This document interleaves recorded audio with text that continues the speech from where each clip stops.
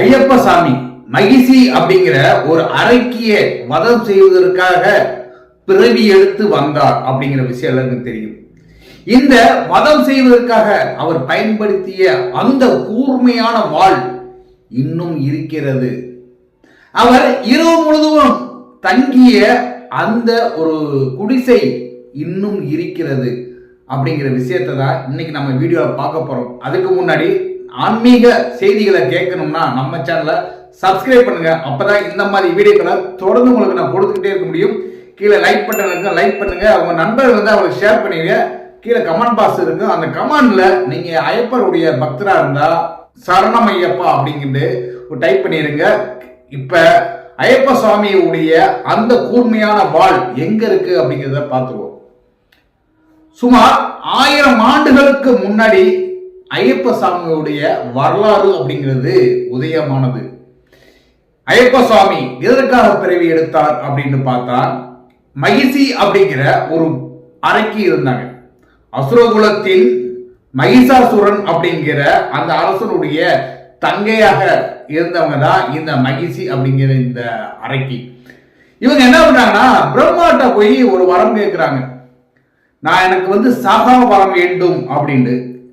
பிரம்மாவை வந்து நேரம் வந்து அவங்க முன்னாடி தோண்டி, இல்லைங்க நான் சாகாம் வரம் உங்களுக்கு கொடுக்க முடியாது. ஏன்னா இந்த பிறவி அப்படின்னாலே பிறப்பு அப்படின்னு இருந்தா இறப்பு கண்டிப்பா இருக்கும், அதனால சாகா வரம் கொடுக்க முடியாதுன்னு சொல்லி மறுத்து விட்டு வேற ஏதாவது வரம் கேளுங்க அப்படிங்கிறாங்க. உடனே அந்த அறைக்கு இருக்காங்க பாத்தீங்களா, இவங்க ஒரு யோசிச்சு என்ன வரம் கேட்போம் அப்படின்ட்டு. அப்ப கடைசியாக என்னுடைய மரணம் அப்படின்னு நடந்தா சிவனுக்கும் விஷ்ணுவுக்கும் பிறந்த குழந்தையால மட்டும்தான் நடக்க வேண்டும் அப்படின்னு ஒரு வரம் கேட்கிறாங்க. வேற வழி இல்லாத பிரம்மாவும் சரி அப்படின்னு சொல்லி அந்த வரத்தை கொடுத்துட்டு போயிறாங்க. இந்த மகிசி அப்படிங்கிற இந்த அறைக்கு என்ன பண்றாங்கன்னா, தன்னுடைய அண்ணன் மகிஷாசுரன் வந்து இறப்புக்கு காரணம் அப்படின்னு பார்த்தா தேவர்கள் தான், அதனால தேவர்களை நம்ம தொந்தரவு பண்ணணும்னு சொல்லி தேவர்கள் எல்லாத்தையும் அவங்க இம்சப்படுத்துறாங்க. அதே மாதிரி மானிட பிரிவியான மனிதர்களையும் அவங்க வந்து இம்சப்படுத்துறாங்க, தொந்தரவு பண்றாங்க. இந்த சமயத்துல தான் என்ன பண்றாங்கன்னா, இவங்களை வதம் செய்ய வேண்டும் அப்படின்னு ஐயப்ப சாமி அவர்கள் பிறக்கிறாங்க. ஐயப்பன் ஒரு அரச குலத்தில் இளவரசராக பிறக்கிறாங்க. இந்த சமயத்துல அவருடைய தாய் நோய் வாய்ப்படுறாங்க. அந்த நோயை தீர்ப்பதற்கு புலிப்பால் தேவைப்படுகிறது அப்படின்னு ஒரு வைத்தியர் சொன்ன உடனே புலிப்பால் தேடி காட்டுக்கு செல்கிறார். காட்டுக்கு போகும்போது அவருக்காக வழிபோக்குல தேவைக்காக உணவு கூட அவங்களுக்கு அனுப்புறாங்க. அந்த உணவு எப்படி கட்டி அனுப்புறாங்கன்னா, 2 பக்கமும் உணவு வைத்து தலையில் கட்டி விடுறாங்க. இந்த தலையில் கட்டி விட்டு அவர் வந்து அந்த புலிப்பால் தேடிய போன சம்பவத்தினாலதான் இன்னைக்கு ஐயப்ப சுவாமிகள் எல்லோரும் இடுமூடி கட்டி போறது ஒரு சம்பிரதாயமா உருவாச்சு.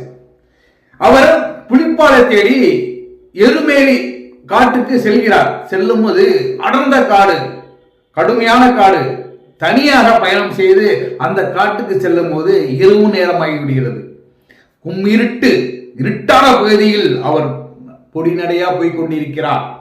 என்ன செய்வது என்று, எங்கு தங்குவது என்று புரியாமல் சென்று கொண்டிருக்கும் போது தூரத்தில் ஒரு வெளிச்சம் தெரிகிறது.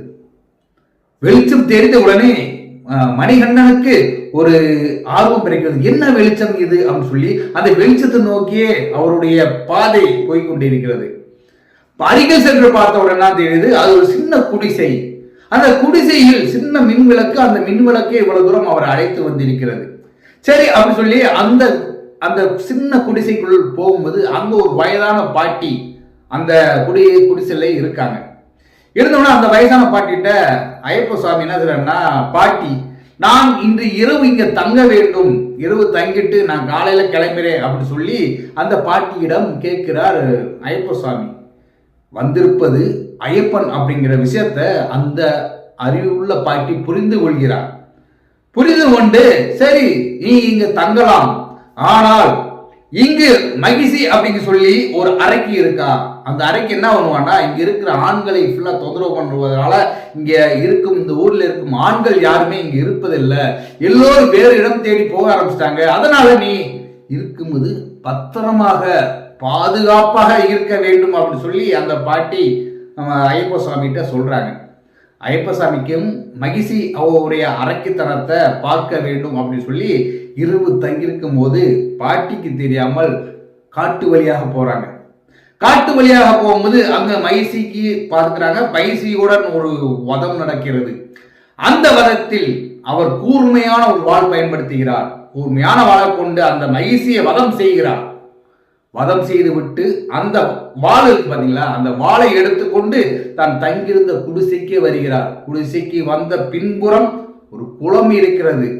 அந்த குளத்தில் அந்த வதம் செய்யப்பட்ட கத்தியில் படிந்த இரத்த கரையை துடைப்பதற்காக அந்த குளத்தில் இறங்கி அந்த இரத்த கரையை கழுவுகிறார். கழுவும் போது என்ன நடக்குது என்றால் அந்த குளம் முழுவதும் இரத்தங்களாக சிவப்பாக மாறுகிறது. இதனாலதான் அந்த குளம் இப்பொழுது ருத்ர குளம் அப்படின்னு சொல்லி அழைத்துக் கொண்டிருக்காங்க. இப்பயும் எருமேனில அந்த குளம் இருக்கிறது.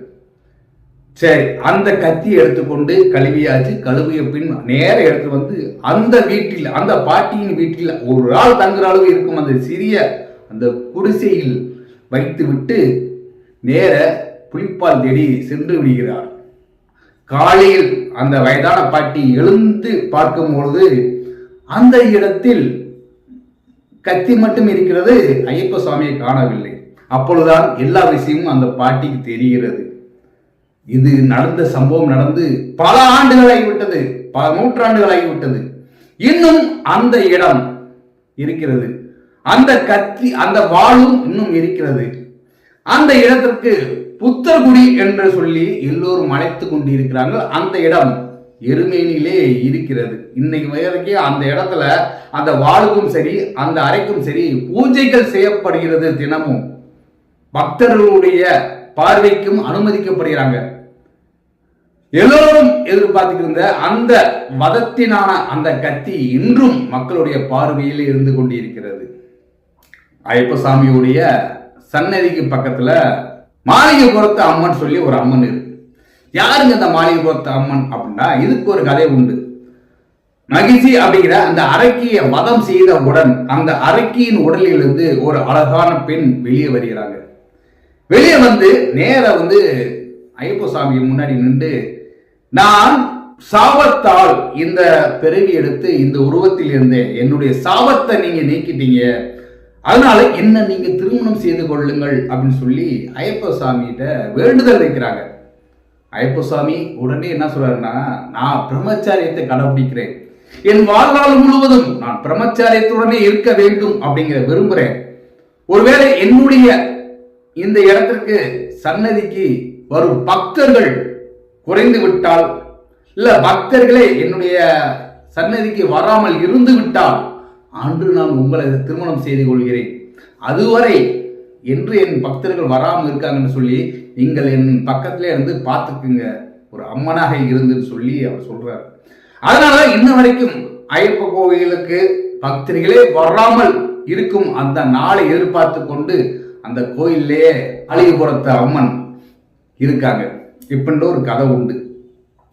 இந்த கதைகளுடன் அந்த இடத்துல எருமேலியில அவர் அந்த மகிழ்ச்சியை வதம் செய்த அந்த வாள் இன்னும் இருக்குது அப்படிங்கிற விஷயம் அங்க போற பக்தர்கள், அந்த இடத்தில் அந்த குடிலில் வாழ்கிற பக்தர்கள் எல்லோருக்கும் தெரியும்.